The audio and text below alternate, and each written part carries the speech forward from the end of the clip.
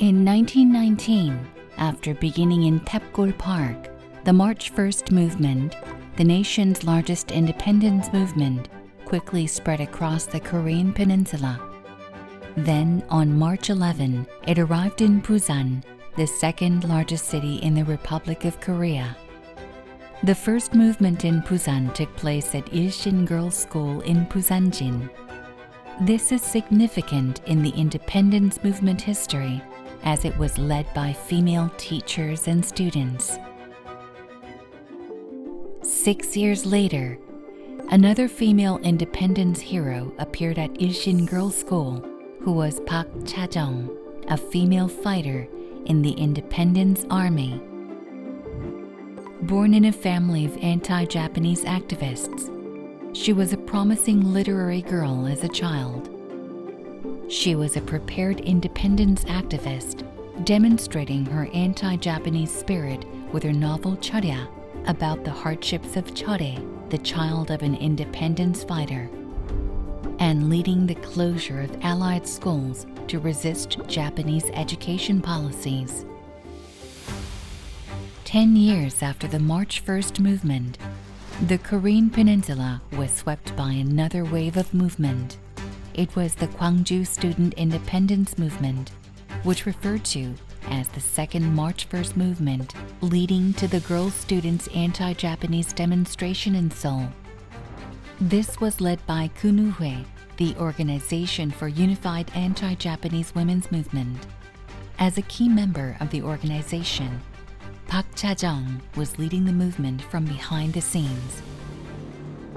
But she ended up being arrested by the Japanese and went through 2 detentions and brutal torture, rapidly deteriorating her health.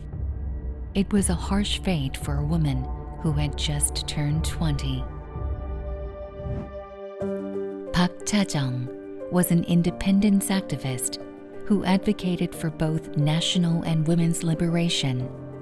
She believed that national independence was the first step for women to achieve freedom and equality from outdated restrictions. With strong determination, she defected to China and joined the Heroic Corps, the anti-Japanese secret organization. After getting married to Kim Won-bong, the Corps leader, she changed her name to Im Chore. Like the name in her novel, she dedicated her life to the independence of her country. She worked as an instructor at the Korean Revolutionary Military and Political Cadre School. In addition, not only founding the Nanjing Korean Women's Association, participating in the International Congress of Women, and serving as a special envoy to the provisional government. She also raised people's awareness through her writings on national and women's liberation. She was an activist as well as a theorist. She saw the outbreak of the Sino-Japanese War in 1937 as a golden opportunity to fight for independence. And the following year, the Korean Volunteer Corps, which would later become the Korean Liberation Army, was organized. As the leader of a 22-member women's service corps, she was in charge of information warfare activities and also went into the middle of fierce battles by herself. While fighting against the Japanese at the forefront of the battlefield, she was hit by a bullet.